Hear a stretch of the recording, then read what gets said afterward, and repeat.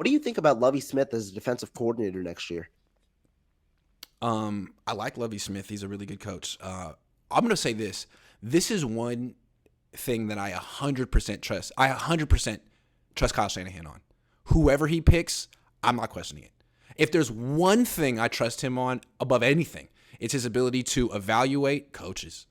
He hired Robert Saleh, never heard of him, made fun of the hire. 2 years later, I'm eating my words. They promote DeMeco. I'm like, man, this is a Super Bowl team. Don't you want someone with some experience?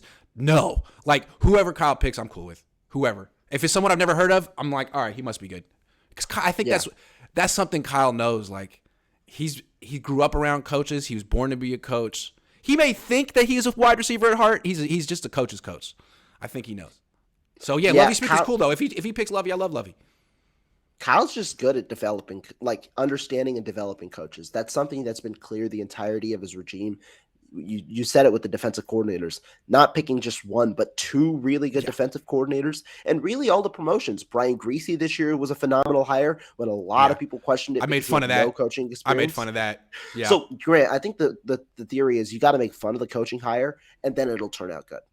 Again, this is all the process of quality control. People try to pull receipts on me.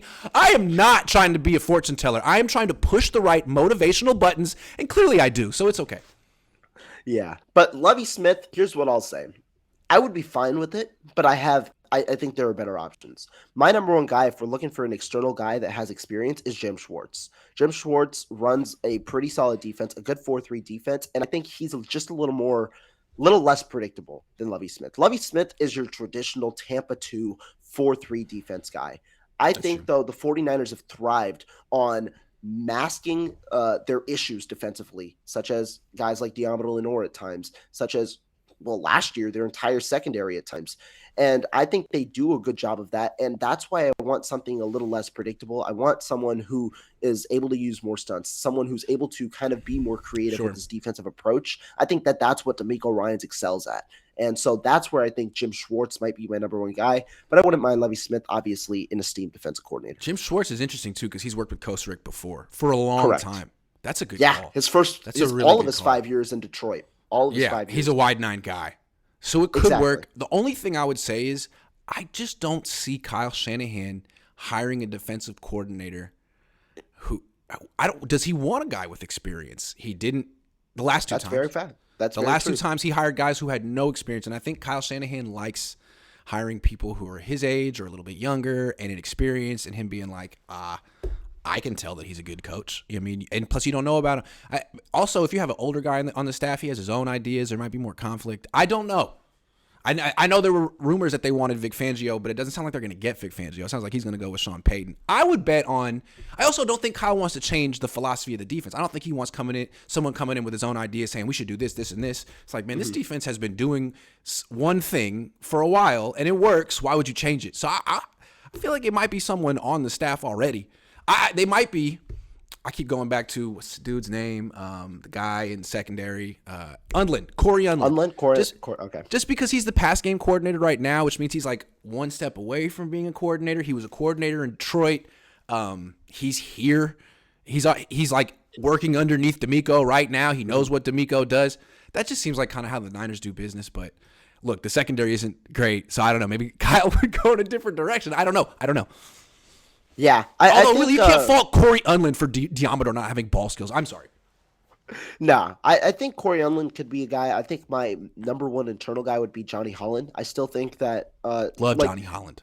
in a way, Love DeMeco Johnny Holland. Ryans, you go in the way of DeMeco Ryans' footsteps. He's the new linebackers coach. He's been it since Ryans was promoted. And I think Holland has done a very good job, not only with development, but it So seems good. also with in terms of the personality, what you see from the linebackers, it seems like every single one comes to play. And I think you need that type of person, a guy who's driving those type of personalities. I think you need that type of person at the helm. That's why I would not mind if Johnny Holland was the guy. And the good thing is Holland is so under the radar, you likely get him for at least 2 years. If he pans out, you're going to get him at least 2 years as your defensive coordinator, providing some stability. Here's what I think about Holland. Super underrated coach, probably the best linebacker coach in the league. He is as There you good go. or better than Chris Kasarik. Just doesn't get the love. But I mean, look at the guys they've developed. You know, I mean, they're a freaking linebacker factory, and they have the best linebackers in the league. He deserves more credit. But I'm looking at his coaching career, and I've never talked to him about this. I don't even know if he would want to be a coordinator. There's some coaches. Of course he would. It would come with a big time pay raise. I'm sure he'd love to. Although I asked Chris Kasarik if he wants to be a coordinator, and he flat out said no. He's like, no, I don't want to look at coverages. I just want to do my job. So maybe Johnny Holland is the best linebacker coach. He's good on details. I don't know. I don't want to speak for him. I don't know him that well. But sometimes they're big picture people, and sometimes they're little detail people. And Chris Kasarik will tell you he's a little detail person. He wants to look at the get off, who's getting off the ball fastest, all that, the little details of making good pass rushers better. Some people want to look at the big picture of game planning and coverages and all that, how it ties together. I don't know if that's his skill set, but out of respect to Johnny, I'm not going to say one way or another because I don't know. But Kyle will know. So I think Kyle has certain people on his staff that he says he's a big picture guy. I want to mentor him because he's going to go through the ranks. Or this guy is the best freaking linebacker coach. I want to keep him forever. Bobby Turner, best running back coach in the world, right, but probably not going to be. Probably doesn't have aspirations to be an OC. You know what I'm saying? So I don't know where Johnny Holland falls, but I kind of look at there's like two classes of coaches on the Niners. I think I get what you mean. Yeah, you know what I'm saying. At least how Kyle thinks of him. Sorry.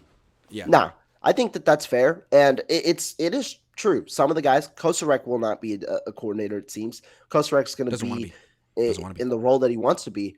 Yeah. The one last name that I'll just throw out just for fun, because I think that he could be a guy, an under the radar guy, is going to be pass game coordinator over there in Baltimore, Chris Hewitt. I think he's one of the up and coming guys. He's been with Baltimore for like 7 years. He's their defensive back coach for a while, and then he became their pass defense coordinator.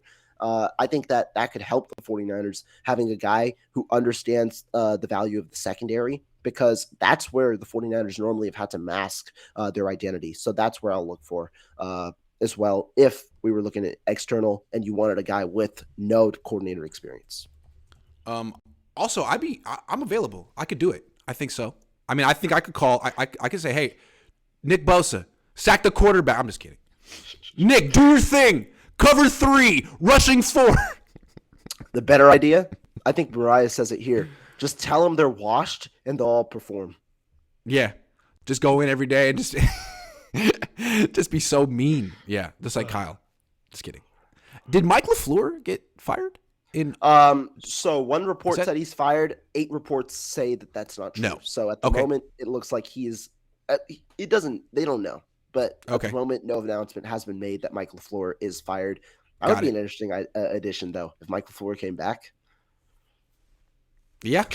It'd essentially be you ship one familiar guy face. out. Yeah, like got some experience. Kubiak might not go. Kubiak might go be your OC, Clint Kubiak, and we get LaFleur back. Just flip. Yeah, I don't know what he would. He'd need a new job though, because Bobby Slowick took his job, pass game coordinator. He could go be the run game coordinator. He could be the run game coordinator. He could do something. Yeah, I'm sure he would. Yeah.